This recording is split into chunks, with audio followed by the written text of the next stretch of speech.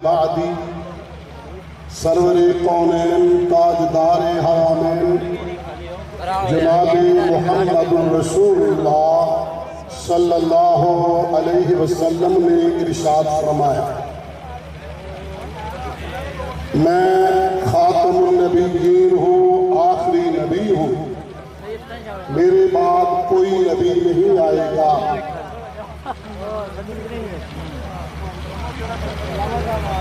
میرے کارنام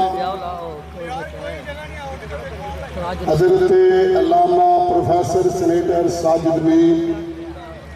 حفظہ اللہ تعالی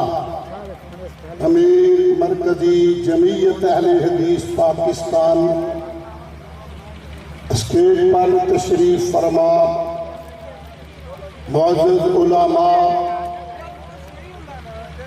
اہل حدیث یوتھ فورس پاکستان اور پنجاب کے ذمہ داران، سب سے پہلے اہل حدیث یوتھ فورس پنجاب اور پاکستان کو آج کے اس پروقار، شاندار اور اہم ترین موضوع پہ انعقاد کرنے پہ ہدیہ تبریک پیش کرتا ہوں۔ اہل حدیث یوتھ فورس کے شاہینوں، وطن عزیز کے مکینوں، آج بڑے اہم موضوع پہ تحفظ ختم نبوت اور تحفظ ناموس صحابہ کے پاکیزہ عنوان پر یہ کانفرنس منعقد کی گئی ہے۔ آپ دیکھ رہے ہیں اسٹیج علماء کرام، خطبہ اعظام اور مشائخ سے بھرا ہوا ہے۔ میں بڑے اختصار کے ساتھ عرض کرنا چاہوں گا، سرور کونین علیہ السلام نے فرمایا تھا، ان الرسالۃ والنبوۃ قد انقطعت، نبوت و رسالت کا سلسلہ منقطع ہو گیا ہے۔ لا نبی بعدی ولا رسول، آج کے بعد میرے بعد کوئی نبی اور رسول نہیں آئے گا۔ یہ بھی آپ نے ارشاد فرمایا تھا کہ قیامت سے پہلے 30 ثلاثون کذابون دجالون، 30 کذاب دجال ایسے آئیں گے جن میں ہر ایک یہ کہے گا نعوذ باللہ میں نبی ہوں۔ حضرات، بر صغیر میں کذاب پنجاب، کذاب قادیان، مرزا غلام قادیانی نے ختم نبوت کے عظیم الشان محل میں نقب زنی کی اور جھوٹی نبوت کا دعوے دار بنا۔ یہ انگریز کا خود کاشتہ پودا، اس کا یہ دین سے تعلق تو کیا ہو رہا ہے؟ جو نبوت کا جھوٹا دعوے دار ہے اور اس کی ملت قادیانیت جتنی ہے، وہ کذاب ہے، دجال ہے اور اس کے ماننے والے مرتدین ہیں۔ یہ بھی آپ جانتے ہیں، وطن عزیز میں آئینی طور پر 1974 میں انہیں غیر مسلم اقلیت قرار دلوایا جا چکا ہے، مگر علی وجہ البصیرت ذمہ دار اسٹیج سے یہ عرض کرنا چاہوں گا، قادیانی وطن کے بھی دشمن ہے، دین کے بھی دشمن ہے اور ملت اسلامیہ سے یہ بالکل خارج اور الگ ہے۔ میں چونکہ زیادہ گفتگو نہیں کرنا چاہوں گا، اسٹیج پہ علماء کرام قائدین کی کثیر تعداد موجود ہے، حصہ ہی ڈالنا ہے، یہ ضرور عرض کرنا چاہوں گا۔ اور میں محدث العصر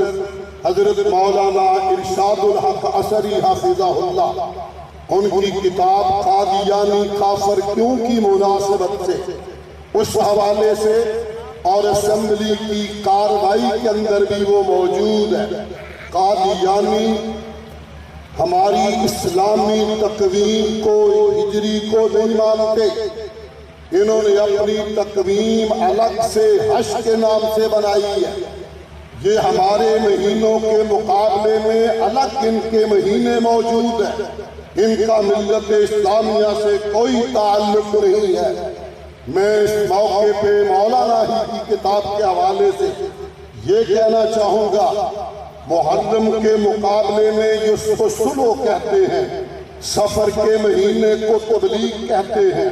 ربیع الاول کو امان کہتے ہیں، ربیع الثانی کو شہادت کہتے ہیں، جمادی الاولیٰ کو ہجرت کہتے ہیں، جمادی الثانی کو احسان کہتے ہیں، اور رجب کے مہینے کو وفا کہتے ہیں، شعبان کو ظہور کہتے ہیں، رمضان کو تبوک کہتے ہیں، شوال کو اخا کہتے ہیں، ذیقعد کو نبوت کہتے ہیں، اور ذی الحج کے مہینے کو یہ فتح کہتے ہیں۔ اسلامی تقویم اور مہینوں کو سرے سے نہیں مانتے، چونکہ ان کا ملت اسلامیہ سے کوئی تعلق نہیں ہے۔ ان کی معروف چھپی ہوئی مرزائیوں کی وہ ڈائری جو 1942 میں چھپی، اس کے صفحہ 19 پہ انہوں نے انگریزی کے مہینوں کی مناسبت سے ایک نظم بھی لکھی ہے، جس میں اس کا انہوں نے اظہار کیا۔ یہ ہجری حش ہے، جگہ پہ حش کہتے ہیں، اور یہ جو نظم انہوں نے بنائی ہے جنوری، فروری، مارچ کے حوالے سے، وہ لکھتا ہے جنوری سلو، فروری تبلیغ، ماہ مارچ امان کو لایا، اور اپریل کا مہینہ جب آیا تو شہادت کا نام ہے پایا، مئی ہجرت ہے، جون ہے احسان، مئی ہجرت ہے، جون ہے احسان، اور جولائی میں وفا آیا ہے، اگست کو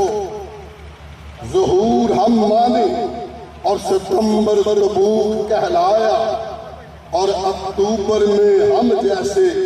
بھائی بندوں کا راز سمجھایا، پھر نبوت ماہ نومبر ہے، اور دسمبر کو فتح فرمایا۔ ایک یہ قادیانی ملت اسلامی تقویم کو بھی نہیں مانتے، یہ وطن عزیز کے دشمن، اسلام کے دشمن حضرات ذی وقار آج اہل حدیث یوتھ فورس نے یہ اس عنوان پہ کانفرنس کو کیوں منعقد کیا ہے، اس حوالے سے بدنصیبی سے وطن عزیز میں وقفے سے قادیانیوں کو موقع دیا جاتا ہے آپ کو بیدار رکھنا، آپ کو تیار رکھنا، آپ کو ہوشیار رکھنا، چونکہ آج مرکزی جمعیت اہل حدیث کی ضیاء شہباز اور شہین جماعت کا چہرہ ہے آپ، جماعت کا وقار ہے آپ،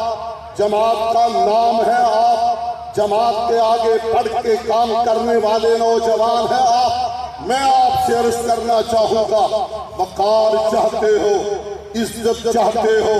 وطن عزیز میں نام چاہتے ہو، پاکستان میں انقلاب چاہتے ہو، پاکستان کو صحیح اسلام بنانا چاہتے ہو،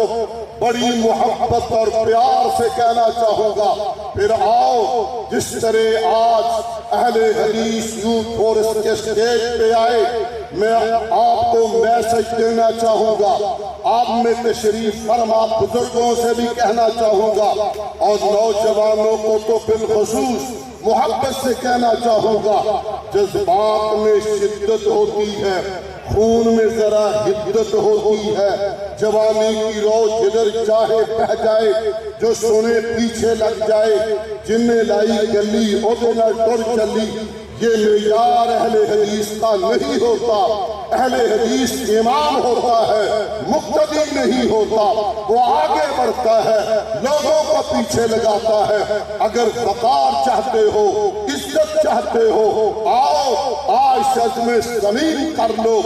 مرکزی جمعیت اہل حدیث کے پرچم کو بلند کرنا اہل حدیث یوتھ فورس کا کام ہے، اور اس کے لیے کسی مصلحت اور مداہنت سے نکل جائیے۔ قومین کا رب گواہ، جس طرح ہمارا منہج، ہمارا مسلک صاف ستھرا کھڑا ہے، ایک کے بعد اس مثال کو دیتا ہوا اجازت چاہوں گا۔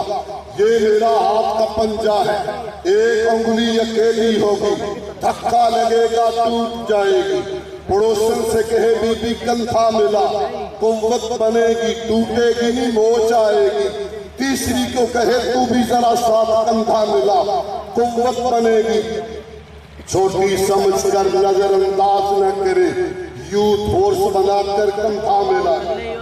اور اس کو بوڑھا سمجھ کے پرے نہ چھوڑے، سرپرستی اس کی وصول کرے، پھر جماعت کے نظم میں ایمان، ایقان، یقین اور تسلی سے سفر مدینے کی طرف رواں ہوتے ہوئے سمجھتے ہوئے صوبے مدینہ ہمارا سفر ہے، صراط مستقیم ہمارا پیغام ہے، اس سنجے کو جماعت کے نظم میں پرو کر اوپر سے بزرگ کی سرپرستی کو قبول کرو تو یہ کیا بنے گا؟ ہولی ہولی بولیو کیا بنے گا؟ مفتا جتھے بھکا سودا مفتا